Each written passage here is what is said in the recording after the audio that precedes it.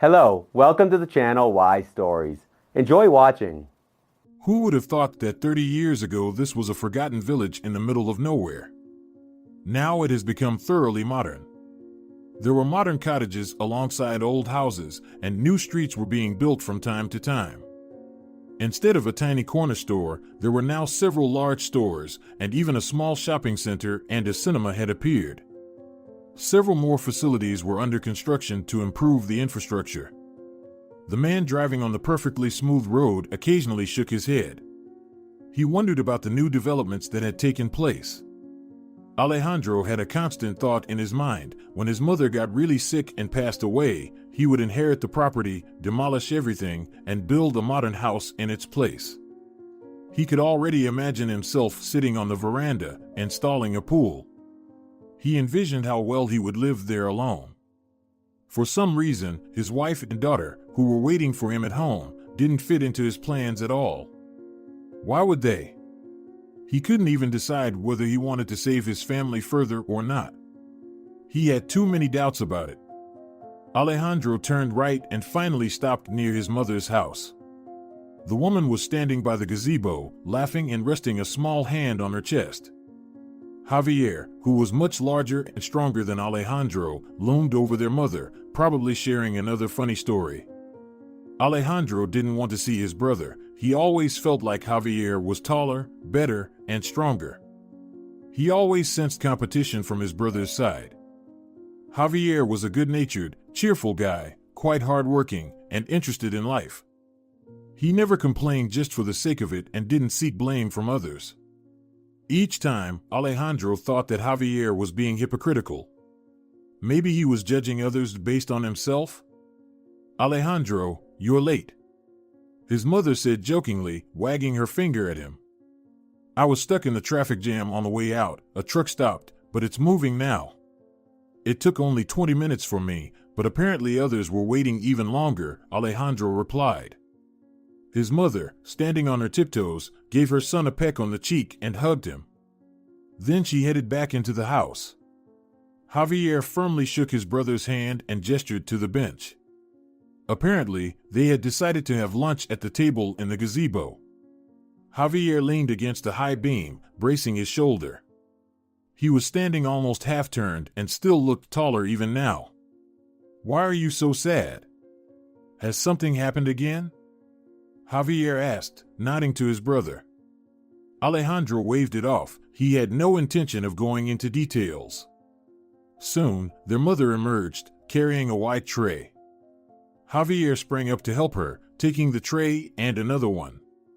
In no time, they had arranged all the tableware on the table: cold soup, homemade bread, and cabbage pies.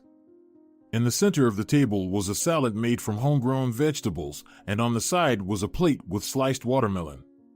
The woman looked at her adult sons with pride. She coughed and turned away, covering her mouth with a handkerchief. Apparently, the illness was taking an increasingly strong hold. It's okay. I must have walked too much today," said the mother, waving her hand. She was not one of those elderly women who manipulated their health. On the contrary, she tried to worry her sons as little as possible. Sometimes, the woman was so focused on her health that she would drift away from the current conversation.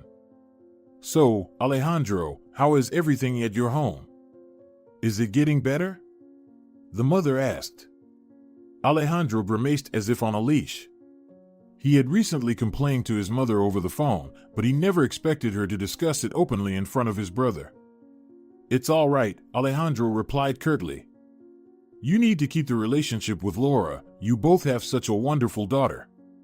Laura works, takes care of the child, and handles all the household chores. Women like her are hard to come by these days, Alejandro. She doesn't throw tantrums, doesn't ask for anything, and even gives you gifts. If you acted like that, I'd never give you a gift in your life. You need to cherish her," the elderly woman said. "I understand," Alejandro replied. Alejandro was pensive for the rest of the evening, and they talked a lot, but the conversation quickly veered back to family matters. Only now did Alejandro notice that Javier's car wasn't there. He must have taken it for repairs. But right now, Alejandro just wanted one thing, to go home alone. When Alejandro didn't have a car, Javier gave him rides hundreds of times to wherever he needed to go. Refusing his brother now would be, at the very least, impolite. Do you not think this has dragged on for too long? Alejandro began from a distance. They had just gotten into the car after bidding farewell to their mother.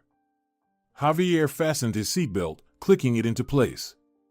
He looked focused and somewhat confused, as if he were considering various possibilities in his head.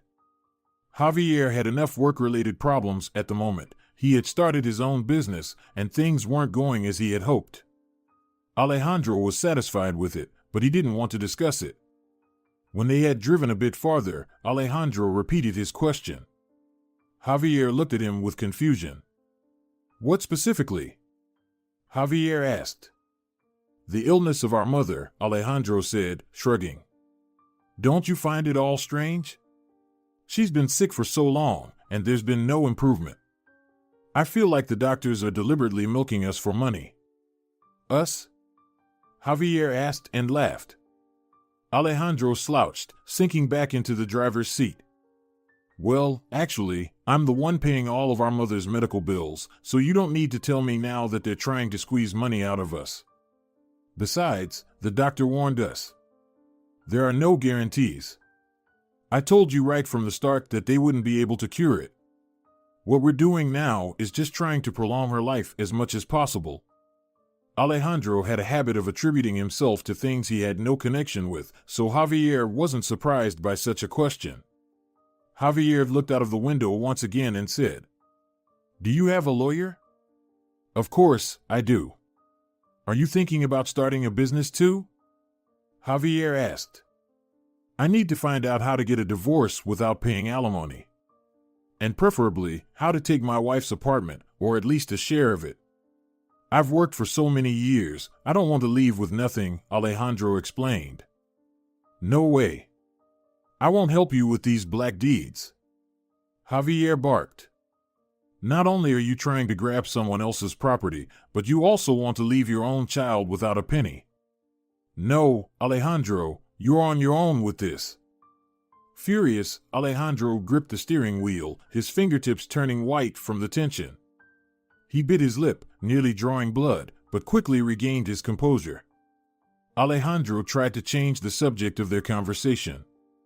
On both sides, there were vast fields, some covered in tall green grass and others completely bare and black. Alejandro, think it over. The mother is right. When you find a woman like the one you have, you should cherish her because they are a rare find. I don't know what she found in you, of course. But since she loves you, be kind and respect her. Javier said in parting. He left some money for gas on the seat and then got out of the car. Javier headed to his private house. The small cottage community, which was now part of the town, was right at the border. Literally, a couple of meters away, the town began. Alejandro turned and went straight to avoid the traffic jam in the center. At that time, there were always plenty of cars gathered there, and when the car was finally near their home, Alejandro was irritated. He thought about how everyone around him was constantly giving him advice on how to live. He was angry, but more than anything, he was angry at himself. When he entered the apartment, his wife immediately sensed that it wasn't a good time to start a conversation. Laura handed him another bank statement. More debts that he hadn't paid. Laura had given up on trying to talk to him. She had tried hundreds of times to reason with him, to show that this lifestyle wouldn't lead to anything good, but he didn't even want to listen. He argued that everyone lived taking out loans and that in America, it was a normal way of life, but they were catastrophically short of money. And what are we going to do? Soon the amount will be as much as your salary. Laura said. She pressed a finger to her lips when her husband began to respond. He started yelling in his usual manner, but from Laura's behavior, he realized that their daughter was asleep. Involuntarily, he looked at the clock. It was already 10 o'clock. What can I do? The interest rate is skyrocketing. I need to declare bankruptcy, he said.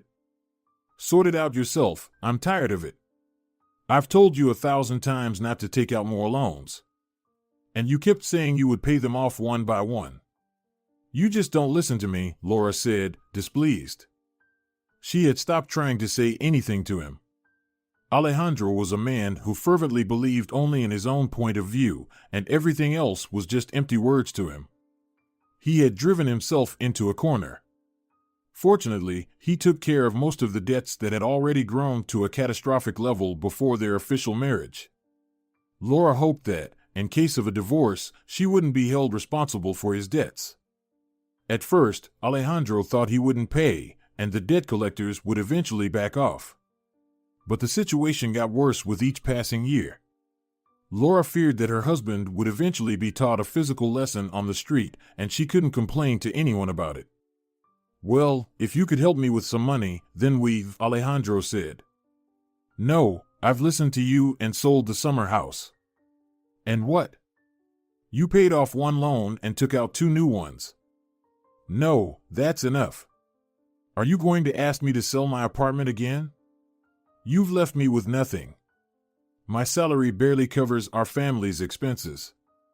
Don't tell me that I supposedly don't help, Laura firmly stated. Lately, Laura, who used to be compliant and calm, has begun to assert her boundaries. Naturally, this didn't sit well with Alejandro. He liked the time in their marriage when his wife did everything he wanted, and he didn't have to do anything in return. But now she was living for herself and their daughter. At least, that's how Alejandro saw it, as he continued to live in her apartment, dress himself, and receive treatment all on his wife's dime. Alejandro sat down at the table, leaned back in his chair, and pulled the plate of food closer to him. He had become terribly hungry on the way home. His mother's words kept circling in his mind, and maybe his mother was right, he should have been cherishing Laura. But since their daughter was born, Laura had gained 15 kilograms and lost 10, and the remaining 5 wouldn't budge. Taking advantage of the situation, Alejandro constantly criticized his wife for her extra weight. Additionally, Laura quickly started earning more than her husband after she began working. She managed to handle household chores and work, but it took a toll on her appearance. Naturally, Alejandro couldn't let another opportunity pass to hurt her feelings. He grimaced again while looking at his wife. Laura already knew that a series of belittling comments was about to begin, so she simply turned and left for another room. Alejandro scowled, unhappy that he had been denied the opportunity for pleasure later in the evening. He was eating, gazing into his plate, and pondering how to improve his financial situation. Fortunately, at least no one at work knew about his debts. However, Alejandro was confident that it was only a matter of time before the entire situation would come to the surface. Alejandro arrived at work in a reasonably good mood. However, his mood suddenly improved when he noticed a new colleague in the office. A very young woman with an aloof appearance kept glancing at him. Less than an hour passed before they began to flirt with each other. Nora, don't fall for this idiot, Eleonora said, pulling the new colleague aside. He may act like a hero and a handsome guy in public, but in reality, he has a family and a child, by the way. Eleonora rolled her eyes. Nora wasn't the first woman this guy had tried to charm. He seemed to have a sporting interest, which Eleonora disapproved of. But Nora just smiled. He's the head of the department, by the way. He needs a proper wife, and he'd be the director in a couple of years. Nora said with a smile. Look, he's a promising young man. So what if he has a wife and child? Now, do we have to avoid all the married men? And the single ones, apparently, aren't worth the trouble, not even worth getting involved with. You're a fool, Nora. God sees everything. You will bitterly regret your words. Only in the movies do they take a man from his family, and everything turns out fine. In reality, you won't escape problems, Eleonora said. Oh, come on. You can't take anyone away. He's not a calf on a leash. If he wants to leave, he'll do it on his own, and if he doesn't, well, that's it. I just flirted with him. Why are you making such a big deal out of it? Nora asked. She ordered coffee and, holding the cup with her long, nail-adorned fingers, sat at a high table, gazing out the window at the neatly trimmed green trees. "Because I brought you here to work, Nora, not to chase men. Find someone else to get your attention. He's got a terrible personality. I warned you. You'll have to deal with it yourself," Eleonora said. Nora simply shrugged her shoulders. If her friend didn't want to talk to her, that was fine. But Alejandro had genuinely piqued her interest. She had seen him not only in their flirtatious exchanges but also at work. He truly seemed promising to her. If she could seduce him and bring him under her influence, he would climb the career ladder very quickly. Maybe she wouldn't have to work at all in the end. Nora sat there, trying to maintain a work-related conversation with her friend. She thought about taking Alejandro on a date after work before their flirting lost its charm. And if she waited too long, their conversations might remain at the level of fleeting glances. Nora didn't share her thoughts with Eleonora, but she planned to check social media after work. Perhaps she could find information about her chosen one and his family.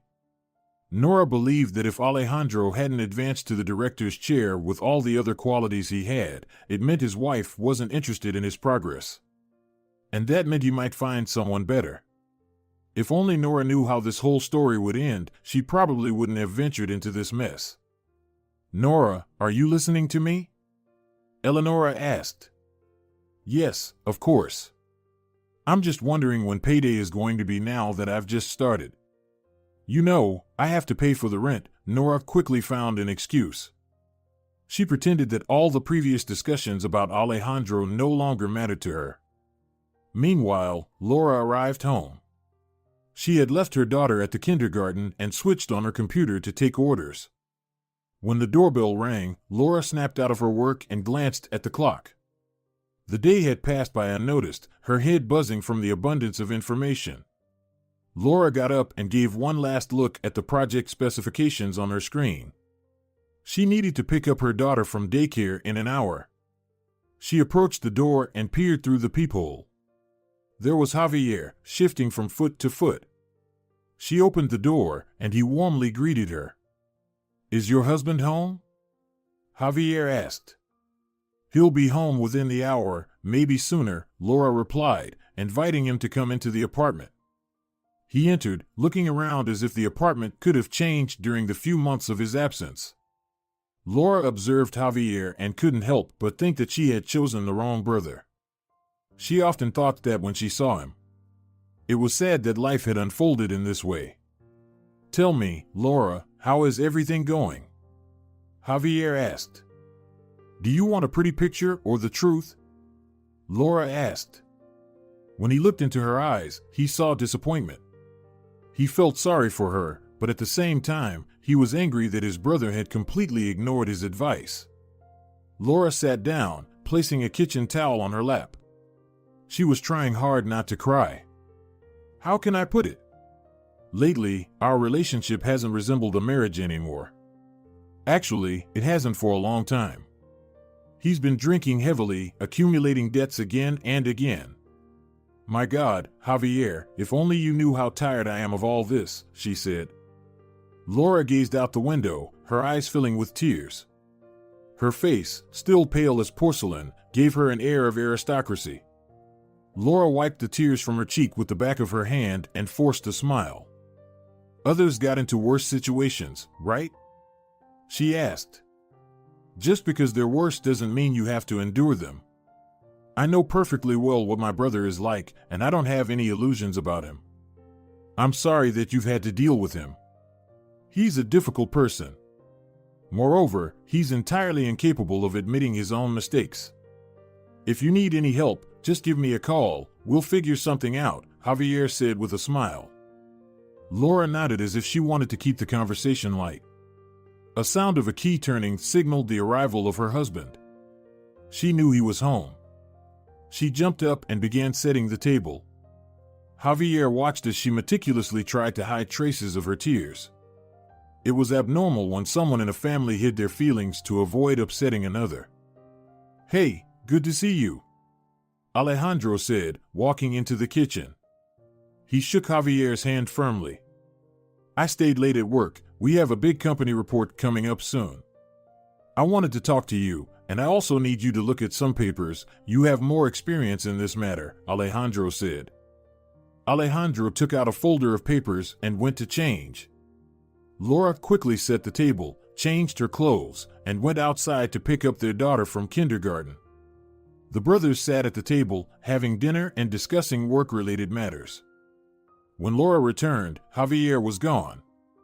Apparently, they had enough time to have a conversation without getting into an argument, a rarity with Alejandro these days.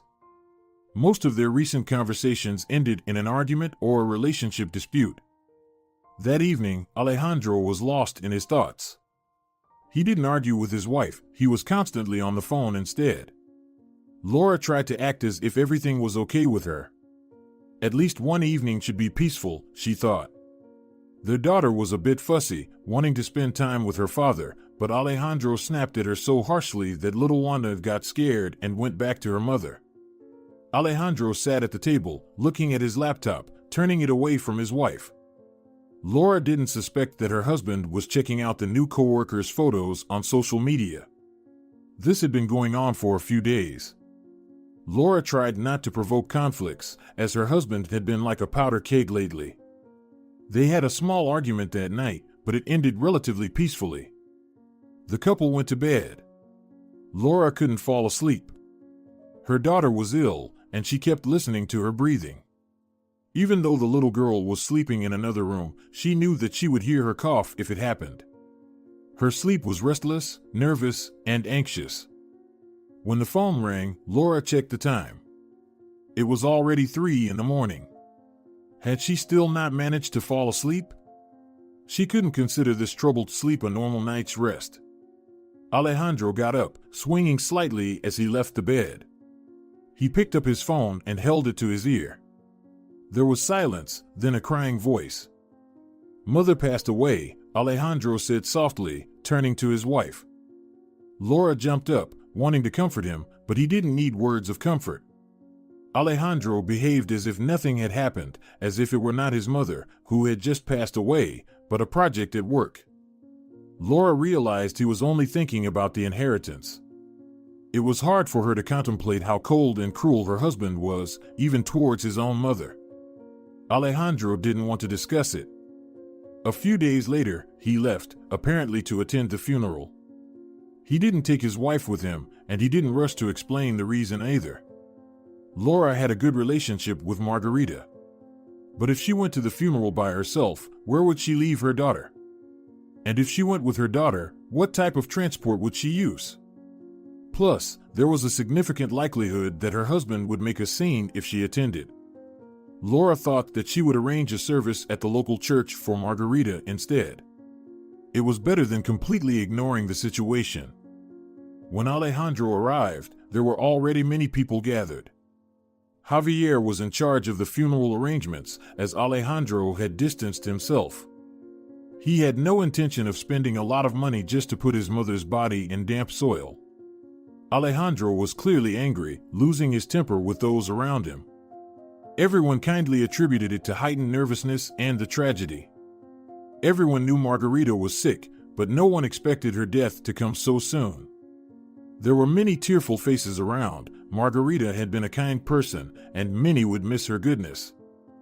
Alejandro, completely bewildered, was sitting there, looking around. He was surveying the house, mentally calculating how much it would cost to demolish it and build something new, modern, and beautiful. An inner voice was urging him to sell everything and pay off the debts, even if only partially. But Alejandro wanted the family house too much, where he wouldn't live alone but most likely with Nora. "Why are you sitting there? Let's go. It's time," Javier said. Javier's face was blackened from grief, and he couldn't concentrate on anything. His eyes darted around, and he felt a wave of nausea. People approached, offering their condolences. Time flew by unnoticed. Soon, a small mound of earth with a cross on it rose before them. People began to disperse, and the funeral would take place in Margarita's home. A neighbor and friend had offered to take care of the cooking and serving the guests. Javier, knowing that everything was taken care of at the house, was standing by his mother's grave. Alejandro was standing next to him, but his thoughts were far from condolences. "What do you think? Who will get the inheritance?" Alejandro asked. "If you don't hold a grudge, you know she always treated me much better. Maybe this time, everything will come to me as well. I wanted to talk to you. After all, you have your business and a house. Perhaps you'll consider giving up your share in my favor. You know the situation I'm in with debts. We've just buried our mother, and you're talking about dividing her money?" Javier asked. He turned his head slowly towards his brother. Javier had no illusions about him, but this was too much. "When will I see you again, then? Let's not keep this up, okay? We both knew this would happen soon. Mother was seriously ill, and it's a relief for her now. Do you even realize what she has left us? The house, an apartment, bank accounts. Mother never disclosed how much she managed to save during all these years. Maybe there's enough for another apartment?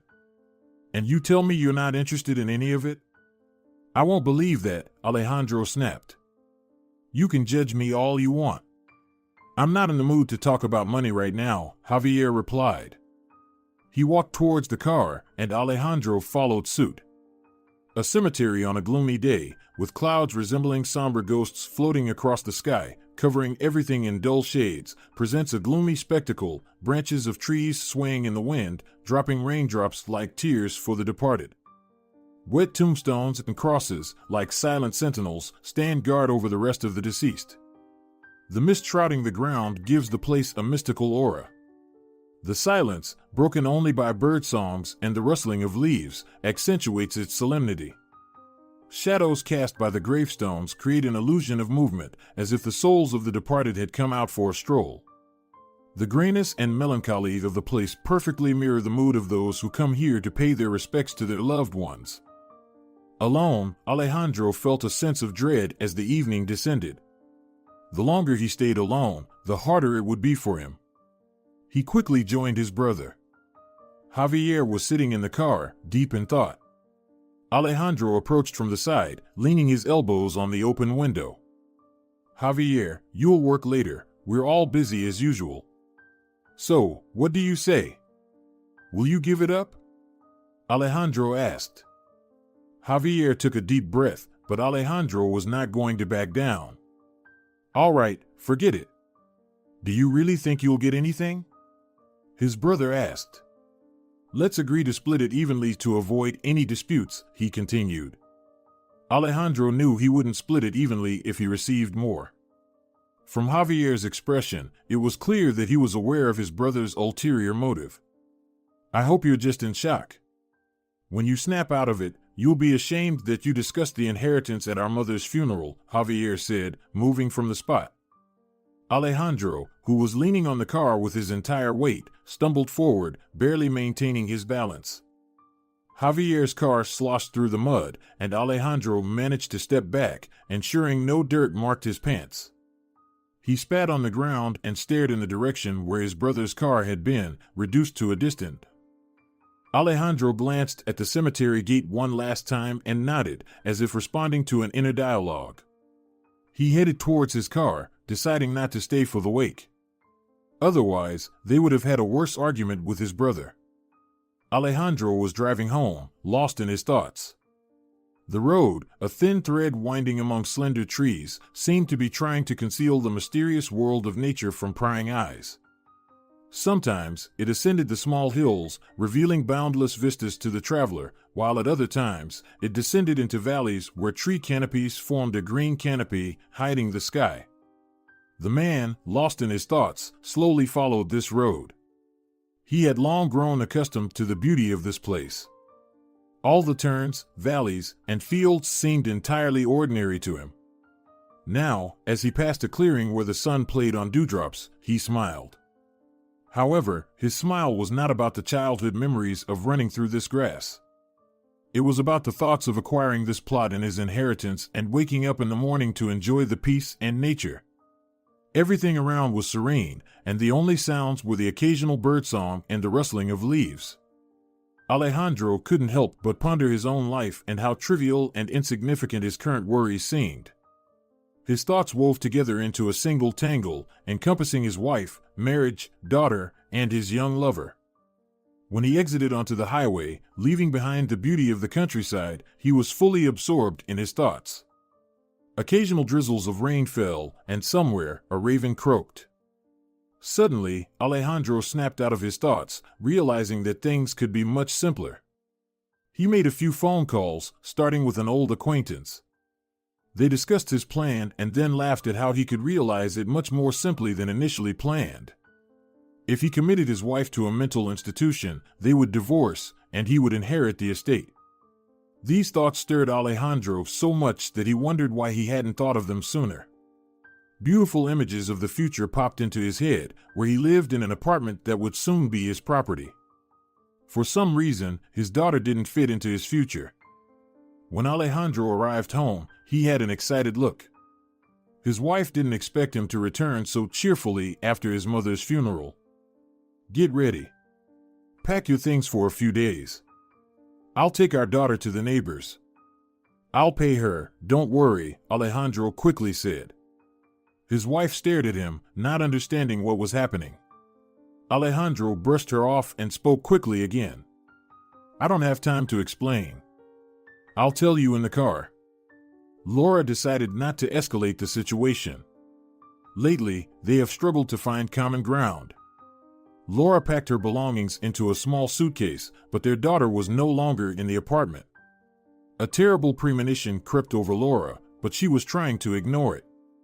Alejandro came home incredibly happy. His wife was so bewildered that she couldn't even speak before they administered her a sedative and put her in a wheelchair. Alejandro clapped his hands in delight. He gave a substantial sum of money to his acquaintance and then headed home. He picked up his daughter at the neighbors and brought her home. "Where's Mom?" the little girl asked. "She's gone. You don't have a mom anymore," Alejandro snapped. He didn't even bother to console his own daughter. He locked her in her room and then retrieved a bottle of brandy he had been saving for a special occasion. Alejandro drank several glasses and sat on the couch in front of the TV, dreaming about his future life. But the situation turned out to be much more complex than he had imagined. The apartment would remain his daughter's until she turned 18. His plans to get rid of the child were dashed. Alejandro decided to wait until his daughter turned 18 and then ask her to transfer the apartment to him, perhaps by creating a story to make her believe it was the right thing to do. He hadn't realized how much Laura took care of things until now. The decision to divorce had put all responsibilities on his shoulders. His home was gradually turning into chaos, and there was no food to eat. Alejandro didn't even realize how many responsibilities his wife had taken on. Taking advantage of the opportunity, Alejandro invited Nora to a restaurant.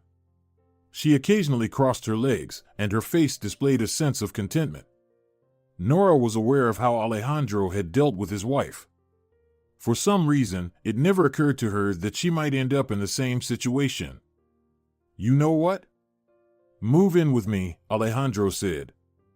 "Really?" Nora asked in astonishment. She had taken his invitation as a green light for their relationship to progress. It meant he was ready for more serious steps. Nora had already planned out her near future in her mind. Alejandro had his plans too, but they didn't align. Nora hoped he would provide for her, and she, as his inspiration, wouldn't need to work. Alejandro hoped that Nora would assume all the responsibilities of a wife while maintaining the charm of a lover. Yet, at this moment, neither of them cared about the differences in their plans. They gazed at each other with love. The restaurant was bathed in soft light, creating a cozy atmosphere. The tables were arranged to allow guests to enjoy intimacy and comfort. In the center of the hall, a large fireplace not only warmed the room but also added to its charm. They were so engrossed in each other that it seemed like the rest of the world ceased to exist for them. The girl smiled gently, looking into her partner's eyes, who, in turn, couldn't tear his gaze away from her. Their hands were intertwined, and every gesture, every touch, spoke of the fact that they were meant for each other. People who occasionally glanced at them immediately thought that they were in love and clearly not a married couple. But no one suspected who these people were. It couldn't be said that this woman had broken up a family and this man had sent his own wife to a mental institution. The waiter brought their order, and they started their dinner while continuing to exchange tender glances and smiles. After spending time in the restaurant, the girl was clearly inclined to move in right away. They went to her rented apartment, and Nora hastily packed her essentials. Within an hour, she was at the man's apartment. He didn't tell her that the apartment belonged to his wife, but he was confident that he would succeed with the apartment, the money, and his daughter. Enjoying each other's company, the loving couple was lying on the bed. The bedroom was decorated in Provence style. It was a cozy and bright space, filled with warmth and comfort. The walls were painted in light tones, the wooden floor was adorned with parquet, and the wooden furniture had a distinct weathered look. The bed featured an ornate wrought iron headboard, and the windows had lightweight curtains made of natural fabrics. A whitewashed chest of drawers stood to the side, and on the right, there was a wardrobe with large mirrors. It was bright and cozy at any time of the day. Nora lit a few candles. She returned to bed, lying on her lover's shoulder. "What do you think the future holds for us?" she asked. "Us? Well, I'll advance in my career and get the inheritance from my mother. Maybe I'll sell it or build a house on the plot. When it's all over, we'll definitely celebrate," the man said without going into details. "What about your wife?" "You're officially still married, in case you've forgotten," she said. Nora raised herself on her elbows, gazing at the man with an inquisitive look. The first raindrops tapped on the window. Spring was a special time when nature seemed to pause in anticipation of blossoming. Raindrops slowly slid down the glass, leaving transparent trails behind. In the distance beyond the window, the silhouettes of trees were shrouded in a misty fog. The houses, lined up on the horizon, were almost entirely immersed in darkness. Somewhere, a few windows were still lit. The sun had already set beyond the horizon, and the sky was painted in soft shades of pink and violet. The rain softly rustled, soothing and lulling. The air was filled with freshness and coolness, making it pleasant to breathe deeply. The window was open. How was he supposed to answer this question? Alejandro was listening to the rain and the rustling of the leaves. How much longer could he deceive Nora without telling her about the debts and other matters? How much longer could he lie to her about the apartment? And what if his career plans fall through? All these questions suddenly overwhelmed him. The evening twilight deepened, and the raindrops became less noticeable against the darkening sky. This was the time when you could stop, forget about everyday worries, and enjoy the beauty of nature renewing itself after its winter slumber. This spring rain could be seen as a sign that he was starting anew. But the burden of the past wouldn't let go. The mistress repeated her question. He was taken aback and nearly jumped in surprise. "Are you even listening to me?" she asked, furrowing her brow. "I need to know what you're planning to do in this situation." "Oh, it's nothing. She'll stay there for a couple of weeks, then I'll file for divorce. It should be quick now since she's incapacitated. I've already found a lawyer to handle it. So don't worry. In a month or two, we'll be divorced," Alejandro quickly lied. In reality, he had no idea what he would do with this situation. But when he brought his daughter home the next day, everything got even worse. Nora had no idea that not only would she have to live in this apartment, but she would also have to raise a child who she had no desire for. A scandal, which typically developed gradually in their relationship, flared up within seconds this time. "I'm not going to deal with someone else's child. Put her in an orphanage," Nora shouted, trembling with impatience. She was so furious that she couldn't even control herself, and the tension made her feel nauseated. Most of all, she was angry that she couldn't convey her position to her lover. Alejandro stood there, shrugging. "You're born to take care of kids," he said. "What nonsense is that? We're not born for anything. Have you gone crazy? I don't want my own kids, and you're suggesting I raise a child with you and your wife? No, it's not going to work out, Nora firmly stated. While the adults argued, the little girl cried, locked in her room. She wept for her mother, calling out to her, but no one else would come to her rescue. Exhausted from the argument, Alejandro was sitting alone in the kitchen. Nora was talking on the balcony with someone on the phone. He couldn't hear her words, but he saw her animated gestures. Apparently, she was complaining to another girl. The man poured himself a glass of alcohol, finished it, and stared into space. He needed to resolve all of this as soon as possible if he didn't want to lose Nora and end up alone with the child. Maybe, indeed, placing the child in an orphanage or boarding school was the best solution. When they both calmed down, they sat in the kitchen, drinking. Nora complained that she was tired from work and that, now that they were living together, perhaps Alejandro could take on the financial responsibilities. The man shifted away from the topic, and Nora decided not to insist. After all, they had just started living together. Soon she would find out how to pull the right strings to get what she wanted from him. Late spring evenings in the courtyard of a multi-story building are a remarkable time when nature finally awakens from its winter slumber. The air became warm and pleasant, the sun slowly descended towards the horizon, and shadows grew longer. The trees in the courtyard were already dressed in green attire. Leaves became increasingly vibrant and lush, and the grass was about to become thick and succulent. People came out to enjoy the last warmth before summer arrived. Children played joyfully on the playground, while adults engaged in conversations on the benches, relishing the spring air. The sky was painted in shades of pink and orange, and the sun set lower, illuminating the city with its last rays. The air was filled with the scent of the blossoming trees that surround the building. Flower beds displayed a variety of colors, carefully tended by local retirees. This evening is a perfect time to savor the spring.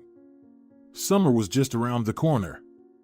Javier, who finally felt relieved from heavy emotions, came to visit his brother to have a talk. Javier wanted to contribute to the memorial on their mother's grave and offered his brother to share the expenses. Furthermore, there was an opportunity to enroll their niece in a private school. All of these matters needed to be discussed in the coming days. Javier called his brother and said he would come in a few days. However, how his brother initially rejected the idea and then reluctantly agreed made Javier ponder. Javier. Your name is Javier, isn't it? Said an elderly woman, waving to him. The plump old lady was sitting on a long bench, spreading her legs, and placing a long cane between them. Yes, I'm Javier, the man replied calmly. Are you Alejandro's brother? I've seen you, you used to come into the apartment. You used to, the lady corrected herself. Yes, that's right, I'm his brother, Javier said. From Javier's tone, he understood that the situation was clearly not a positive one. You should influence your brother. He's completely lost it. No wife, no child. He brought home some floozy, they argue every day, and then they make up in bed so loudly that the whole building can hear. The old lady said. Seeing the surprise on Javier's face, the old lady realized she had told him too much too soon. It's your right to do as you please. But I won't tolerate it for long either. If you don't influence him, I'll call the police. It's not right at all.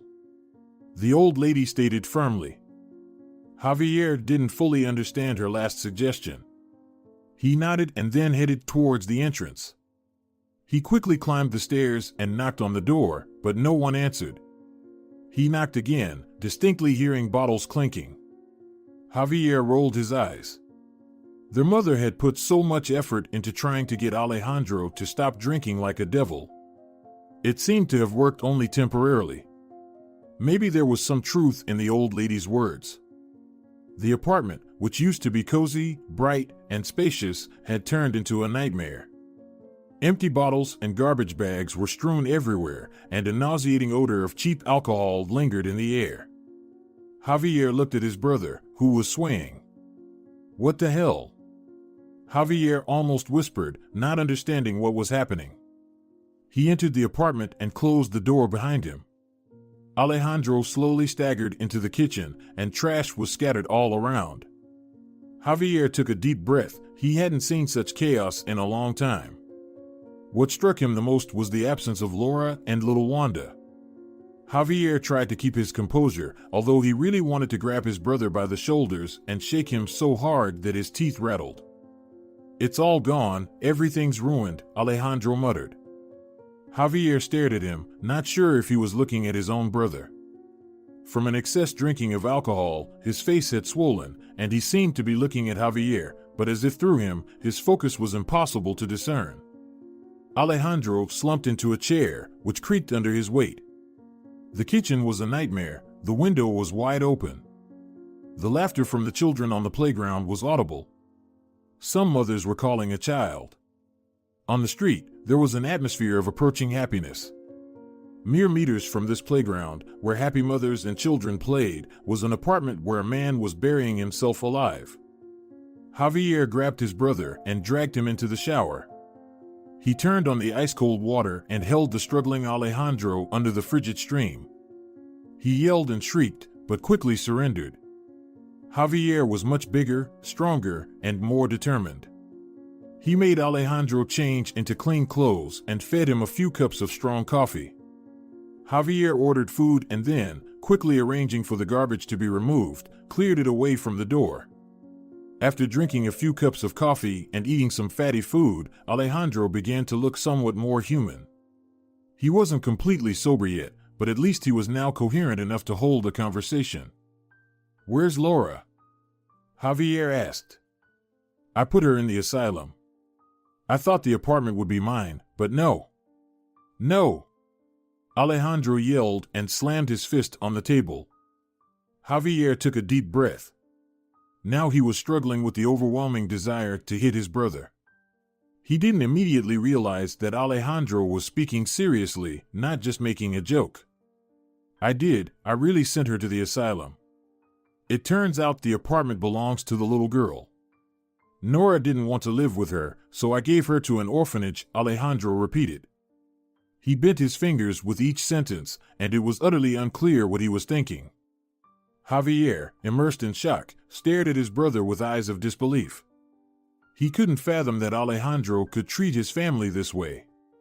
To put his wife in a mental institution just to avoid inconveniencing his lover and to send his own daughter to an orphanage? It felt like he had taken his wife and child on a lease, and now he had returned them as if they were no longer needed. When Javier realized it, he had shivers down his spine. He swallowed hard, gazing at his brother, who simply shrugged as if he were talking about replenishing the chicken coop, not about the destruction of lives. Javier looked at his brother, who appeared to have checked out. Alejandro was sitting by the window, gazing thoughtfully at the street. On the table in front of him was an old photograph showing him as a very young and carefree man, laughing with friends and his brother. There was a sticky fingerprint on the photograph, and a stack of photo albums lay beside it. Apparently, on a drunken whim, he decided to have a nostalgic evening. Most likely, Alejandro was reminiscing about that distant summer day when they all went to the river as a group. The sun was shining brightly, reflecting in the water, and it seemed like the whole world was created just for them. They swam, played volleyball, and simply enjoyed life. Javier remembered it as well. The children's voices and laughter were etched into his memory. They were so carefree and full of life. Who would have thought that they would grow up to be such adults? Who would have thought that the little boy with curly red hair would grow up to be a moral monster who would forsake his own family for the sake of profit? Back then, they were young and full of energy. They believed that they could overcome all challenges if they just believed in themselves and in their friends. And now, years later, he realizes that these moments of happiness and carefreeness formed the foundation of his life. The grown man smiled, reminiscing about his youth and feeling his heart fill with warmth and joy. It was as if he had disconnected from reality. "So, why are you drinking?" Javier asked. Alejandro emerged from his reverie and stared at his brother with vacant eyes. Javier repeated the question for reassurance. I have to move out. I don't know. I don't know, he repeated. Javier got up and left the apartment. He felt a deep sense of disappointment, not only with life, but also with everything that had transpired. The nauseating odor of spilled alcohol still lingered in his nose. Thoughts were racing through his mind, one after another. He needed to find out what was happening with Laura and, most importantly, with his little niece. Every time Javier thought about what had happened, a sense of horror gripped his soul. Many months had passed. Golden autumn had quickly taken over the city, claiming territory after territory. Just a few weeks ago, the trees were green, but now they were dressed in gold. Autumn had come to the city and painted it with vibrant colors. The trees shed their green attire in favor of gold, red, and orange. Leaves slowly fell to the ground, creating a beautiful carpet. The sun was shining brightly, but not as warmly as in the summer. The sky was clear and cloudless.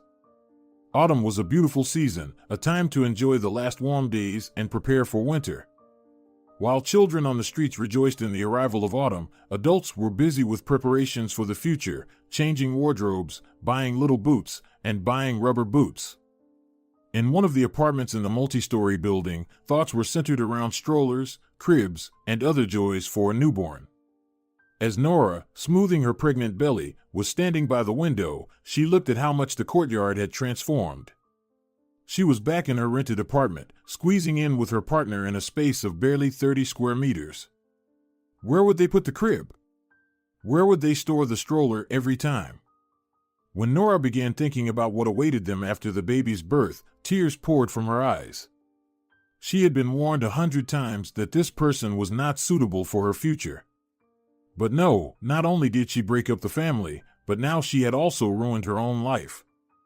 However, Nora didn't let sadness fill her. She lovingly caressed her rounded belly, imagining how her son was growing inside her. She dreamed of teaching him to walk and read, of walking together hand in hand. She imagined how he would hug her when he grew up. She smiled, feeling the baby move inside her. When her husband entered the room, her smile vanished from her face. She looked at the father of her child, and she wanted to grab his t-shirt and throw him out. Promising. Did she really think that this man was capable of anything? He constantly pondered this question in his mind, but couldn't find an answer. He had enough problems with the first child, and now there would be another one? Alejandro hoped he could control Nora. But she turned out to be a tough nut to crack. Alejandro took a cigarette himself, but his mind was filled with thoughts. Given his lack of income, he would soon have to give up his bad habit. Nora took out a pack of cigarettes, placed one in her mouth, and lit it immediately. Alejandro reached out to take the cigarette. Nora deftly slapped his hand. Even without him, she knew that smoking was harmful. But lately, she had been so on edge that she couldn't resist her bad habit. Don't teach me how to live. If you behaved normally, I wouldn't smoke, she sharply retorted. Alejandro glanced at her with hidden thoughts. How had the tender and passionate woman turned into a bitter one with a belly? He constantly pondered this question but couldn't find an answer. Problems with the first child weren't enough, and now another one was on the way. Alejandro hoped he could control Nora. However, she turned out to be a tough nut to crack. Alejandro lit a cigarette himself, but his mind was filled with a swarm of thoughts. Considering the lack of income, he would soon have to give up this bad habit. He looked at Nora. Deep down, he hoped he could deceive her. He would tell her how he was striving for a good job, while comfortably living on social benefits. However, the problem was that Nora was no longer holding on to him. She could file for a divorce at any time. And if his former wife could choose not to claim child support, deciding not to deal with him, Nora would squeeze him dry. I'm going to the neighboring city tomorrow. They offered me an interview. I want to check it out. It seems like a good position with decent pay. I think I'll stay there overnight, so I won't be late in the morning. What if they also have traffic jams in their city in the mornings? The man said. Nora looked at him, and in her eyes, he saw trust. Perhaps, in a purely feminine way, she wanted to believe in him. Or maybe she wanted to see this man not just as a biological father, but as a real father to her child. She sat down, extinguished her cigarette, and gazed out the window.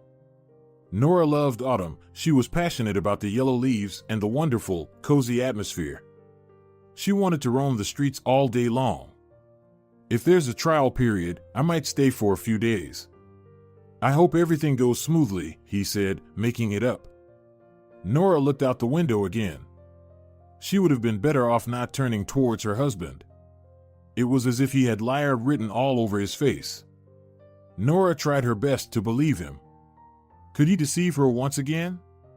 Could he really value these lies over their unborn child? Is the internship paid? She asked. They say it is, the man shrugged. At least, I think they'll hire me. I told them everything over the phone, and it seems like I fit all the criteria. So, everything will get better soon. He was lying. They both knew it was a lie. After lunch the next day, Alejandro packed his things. He threw some clothes for a few days into a sports bag and headed down to the car. The car had been in need of repairs for a long time. Alejandro looked at the windows of the apartment with nostalgia, remembering his previous life with his ex-wife. Everything was so good and peaceful back then, so cozy, but now everything has turned into a series of troubles. It was as if life itself was punishing him. He planned to meet his ex-wife and try to rebuild their relationship. If he had a 1 in 100 chance of winning back his ex-wife, he would take it. The path to the clinic was quite long. While the autumn in the city was beautiful and golden, here, outside the city, everything had turned into yellow wastelands. The road was in a miserable state, clearly not maintained for a long time. The road was pockmarked with potholes and cracks that posed a danger to traffic. Alejandro kept slamming on the brakes, making sharp turns. He cursed repeatedly, narrowly avoiding falling into yet another pothole. Fields with wheat were visible on both sides of the road. The wheat was so tall that it seemed like the car was moving through a sea of golden waves. The rows of trees surrounding the fields were lush and green. The trees were adorned with bright autumn leaves that added color to the landscape. In the distance, a city was visible, looking big and cozy. Its buildings were painted in warm tones, and flocks of birds could be seen in the sky, flying south. But the closer he got to the city, the less inviting it appeared. Old, run-down houses, sad people, and some hostile faces. It was as if the whole town had plunged into gloom. Immediately after Alejandro had almost driven all the way through the town, he turned right and found himself in a forest. The trees on both sides of the road had long shed their leaves, and the dark tree trunks rose on the right and left, casting long shadows. Everything around was tinged with coffee hues due to the sun. As soon as he thought about coffee, thoughts of liqueur immediately entered his mind. Alejandro took a deep breath, turned again, and, in the distance, the building of the psychiatric clinic appeared. Even the air here was different. It was as if nature itself concealed this place from outsiders. The building of the closed clinic looked grim and unfriendly. The oppressive atmosphere was created by a sense of abandonment and neglect. The windows were dark and dirty, and the walls were stained and cracked. Tall trees grew around the clinic, hiding it from prying eyes. It seemed like this place was forgotten and deserted, and no one dared to enter. Massive black wrought iron gates loomed ahead of the car. Alejandro stepped out of the car, dusted off his pants, and approached a small booth. An elderly man sitting inside the booth peered through the tiny window. He issued a pass and then returned to his crossword puzzle. The massive gates creaked, emitting a nauseating, gut-wrenching sound. Alejandro vividly remembered that these gates had opened and closed in the exact same way the last time. In all these months, he never inquired about how life was going for his ex-wife in this place. When the nurse heard who he was and why he had come, she awkwardly shrugged and made a call. "You're in the 46th room," she said. Rising from her seat, the nurse immediately rushed to assist one of the patients who couldn't get up. Alejandro remembered that the 46th room was where the head doctor resided. He was about to ask the nurse more questions, but he refrained. Alejandro ascended to the appropriate floor, knocked on the door, and was invited in. However, when he opened the door, he didn't recognize the man before him. It was a relatively young man with a dark, chestnut beard. "Here's Alejandro." "Oh, yes, I know you. It's because of you that the previous head doctor got fired. So, you could say I owe you for my career," the man said with a chuckle. Alejandro extended his hand for a handshake, but the new head doctor declined the gesture. The head doctor's office was spacious and well-lit, adorned with diplomas and certificates, testifying to the occupant's high level of professionalism. On the desk, there were photographs of family and friends, creating a cozy atmosphere. Alejandro took a seat in the chair indicated for him. The head doctor, folding his hands, looked at the newcomer with a smirk. "I need to see my ex-wife," Alejandro said. "Oh, how interesting that you've remembered about her. First, she's no longer here, for starters. Secondly, thank your stars that law enforcement didn't pursue you when the previous head doctor was caught red-handed. And third, I want you to leave my office for good. I know it's unprofessional to say this, but I openly despise people like you," the doctor said rather sharply. It felt as if the doctor's words were gradually sinking in. Alejandro left the office, descended the marble stairs slowly, and headed to his car. Behind him, the wrought iron gate screeched horribly once again. In his car, Alejandro was trying to digest everything he had just heard.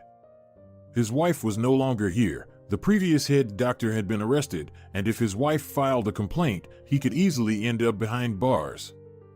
Within an hour, Alejandro called all his ex-wife's friends, but none of them wanted to talk to him. He was obligated to find her, or else there was a high likelihood that he would end up incarcerated.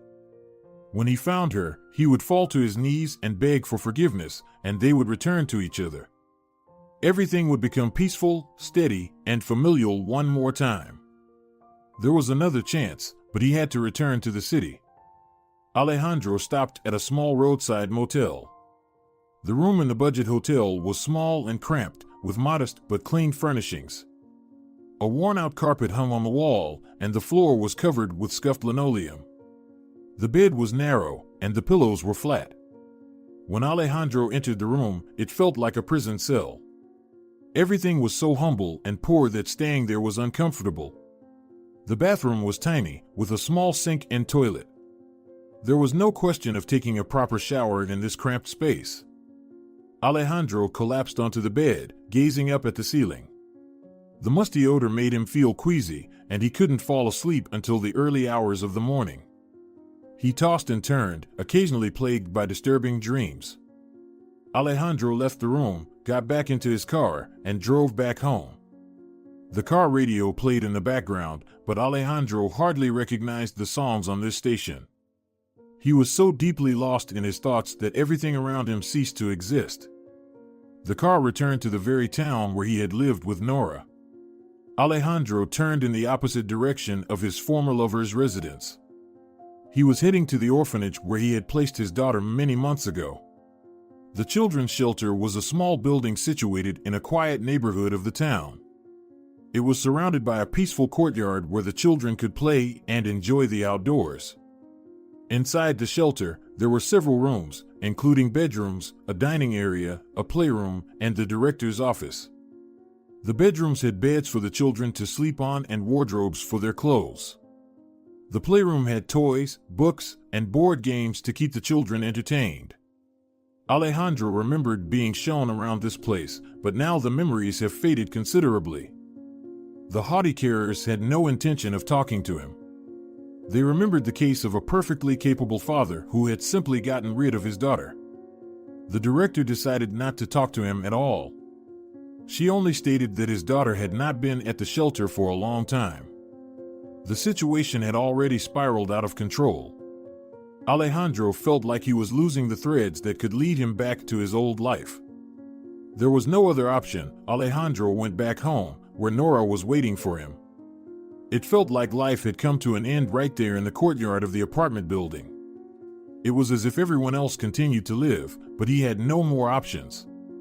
Only his wife, followed by their child, earns meager salaries at the nearby supermarket. And what came after that? The total absence of prospects for the future. These thoughts made Alejandro want to cry. "Well, what is it?" Nora asked as soon as he entered the apartment.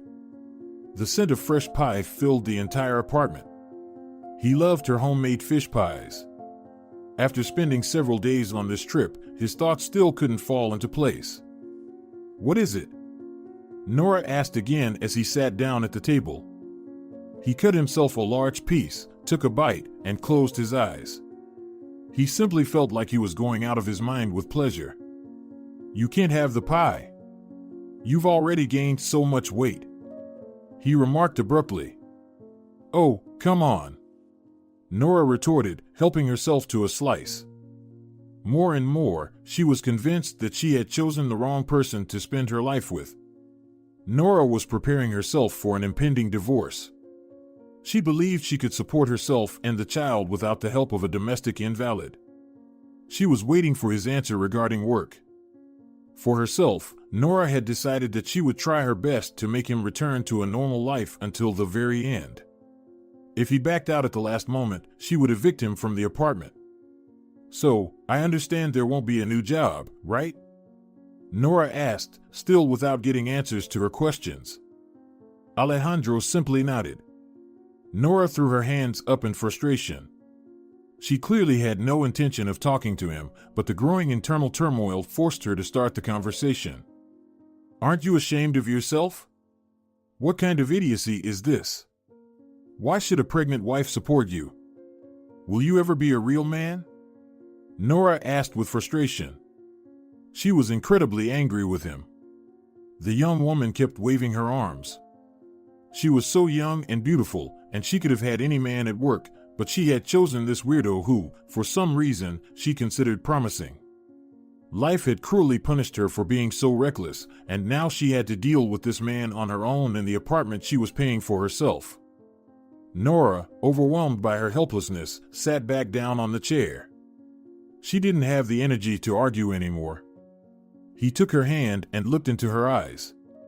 He couldn't afford to lose his relationship with Nora until he had reconciled with his ex-wife. He needed to keep a backup option close by at all times. "Nora, I know how disappointed you are in me. We'll have a son, and everything will be fine. You're only giving birth in 2 months, we'll figure it out. I'll find a job, and everything will be fine. Please understand me, I'm not some kind of robot. I have my own problems that I need to deal with. I'll fix everything," Alejandro insisted. She used to believe in him, and he saw that faith in her eyes. But now, there was only emptiness in those blue eyes. Nora got up and went to another room, leaving him alone. Alejandro tried not to remember what she was like before her pregnancy. However, the image of her young and beautiful body in black lace lingerie kept flashing before his eyes. And now there were the stretch marks, the excess weight. Perhaps it was a mistake to agree to have a child back then?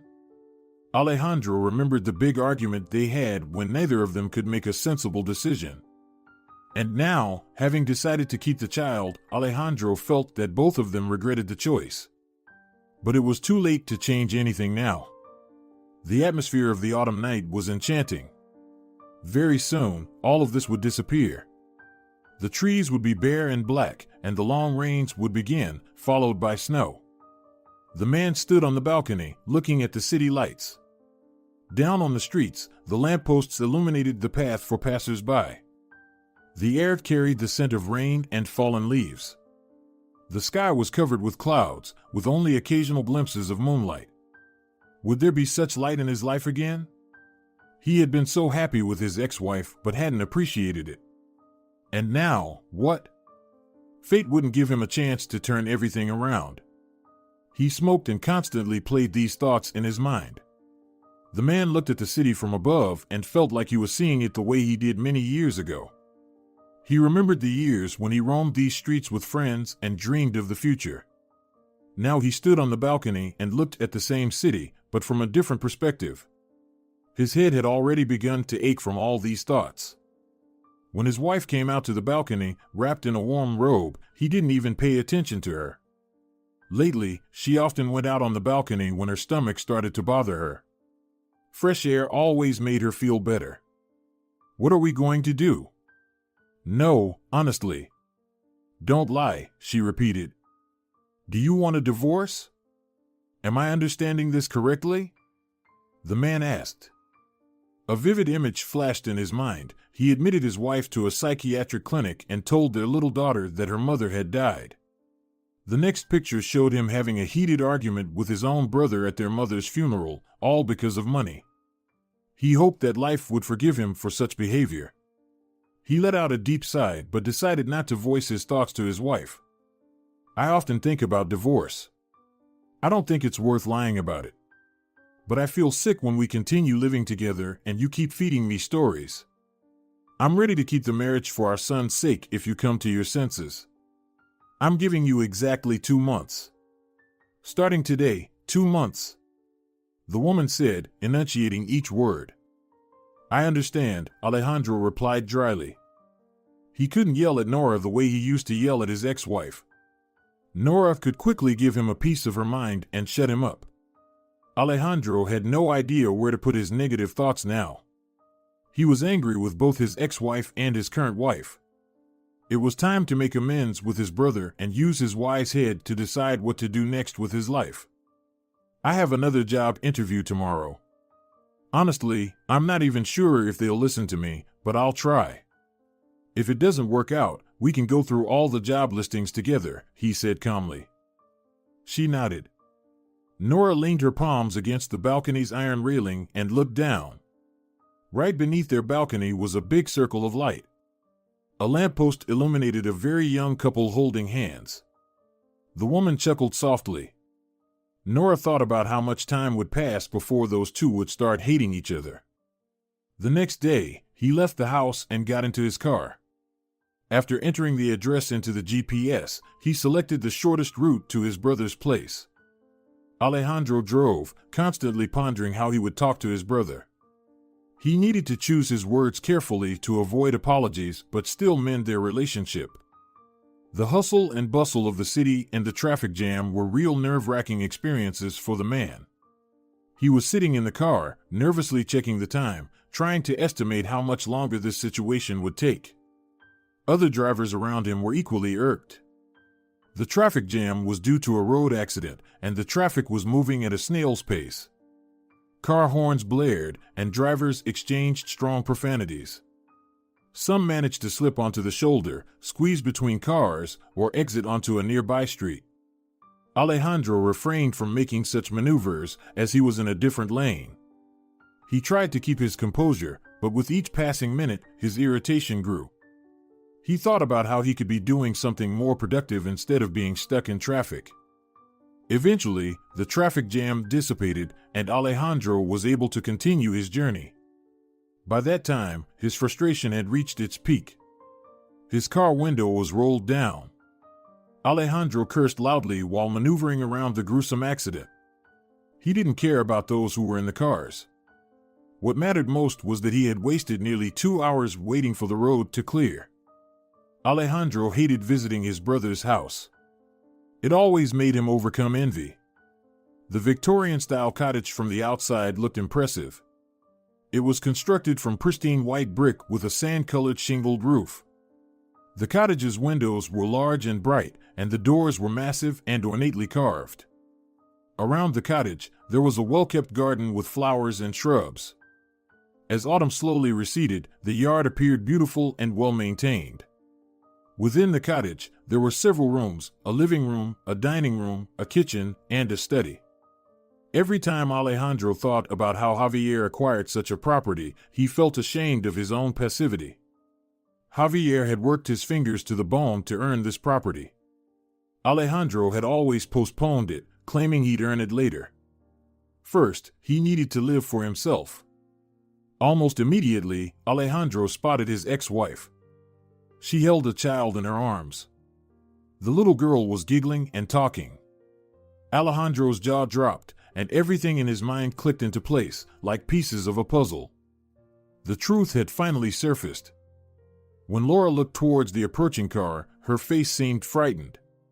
She quickly entered the house with her daughter, and then Javier emerged from the massive doors. It seemed that in these months, he had spent even more time in the gym, making his shoulders broader. "Why did you come?" Javier asked without much joy, stepping outside the gate. In that moment, Alejandro realized that nobody would let him inside. He stood on his tiptoes, swaying slightly from side to side, as if trying to get a better look at his ex-wife. "I came to talk," Alejandro stammered. "I'm asking you nicely, Alejandro, go away from here. You didn't want to cherish your wife, now she's my wife. Kind, caring, house-proud, and affectionate as a kitten. I don't need anything but attention and love. Yes, I'm ready to shower her with gifts from head to toe because finding a woman like her is like finding a gem in the desert." Javier spoke. Alejandro swallowed loudly, and his reaction embarrassed him. He grimaced and took a step back, as if afraid his brother would attack him. He lowered his head and mumbled something. "You had a family, but you traded it for a young girl. And what? Are you enjoying your life now?" Javier inquired. "Doesn't it make you sick?" Alejandro retorted with disdain. "I didn't pick her, I got her as a reward. If you didn't notice, that's your problem. If you come here with such an attitude again, you'll get what you deserve. Do you want some advice?" However, Alejandro didn't want any advice. He stood before his brother with his eyes cast down. It was immediately clear how much he despised the whole situation and himself. He was furious. Alejandro clenched his jaw so tightly that his head began to ache. "Get back to your girlfriend, you're already married. Enjoy your life. Get a job, take responsibility, and take care of your child. Grow up, Alejandro. When you find the strength to apologize to me and my wife, then we can talk," Javier said. "Then we won't talk anymore," Alejandro retorted. "Then so be it," Javier replied. He turned away and walked off. Alejandro remained standing by his car, completely alone. He was in a foul mood. He just stared at his brother's house, envying his life. It felt as if Javier had taken away all the good things that should have been Alejandro's. Yet Javier had sold all of their mother's property, split it in half, and generously handed Alejandro half of it. That had been enough to cover most of his debts. Nevertheless, Alejandro didn't feel particularly grateful.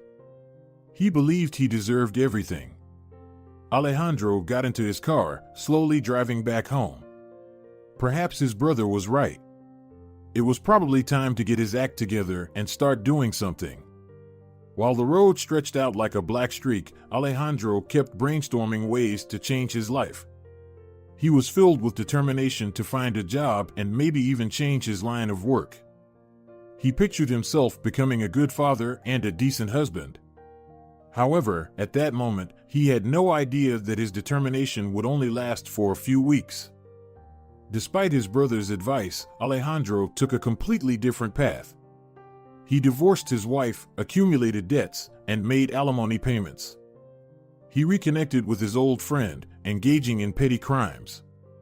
All their spare money went into drinking, partying, and finding women with low social responsibility. In rare moments of sobriety, Alejandro remembered his past, his ex-wife, his little daughter, and the happy life in his wife's spacious apartment. He remembered how she bore all the burdens, and he lived comfortably. And what should he have done next? How should he have lived from now on? Alejandro downed another glass, trying to forget about everything. He would never get his old life back, and he didn't want to start anew. Javier and Laura were living a harmonious life together. Little Wanda started calling her Uncle Dad very quickly, and a couple of years later, they had a little brother. They had a truly strong family. If Laura had been told that her life would turn out this way when she was still married to Alejandro, she would never have believed it. Nora reevaluated her entire life after her son was born. She decided not to enter into relationships and returned to work as soon as possible, focusing on raising her child. Fate gifted her a good husband when her son turned 2. Nora tried not to dwell on her past and simply enjoyed the present. She could devote herself to herself and her child without worrying about financial security. Out of all these people, only Javier remembered his brother. He never told his wife that over the years, he had tried several times to help his brother, taking him to clinics, providing money for treatment, and attempting to bring him back to a normal life. But after Alejandro deceived him once again, Javier decided it was time to end this carousel. It was hard for him to think about his brother. Just the thought of their shared childhood brought piercing pain to his heart. It was time to move on, leaving his brother to live the life he had chosen for himself. If you're enjoying it as well, leave a like and subscribe.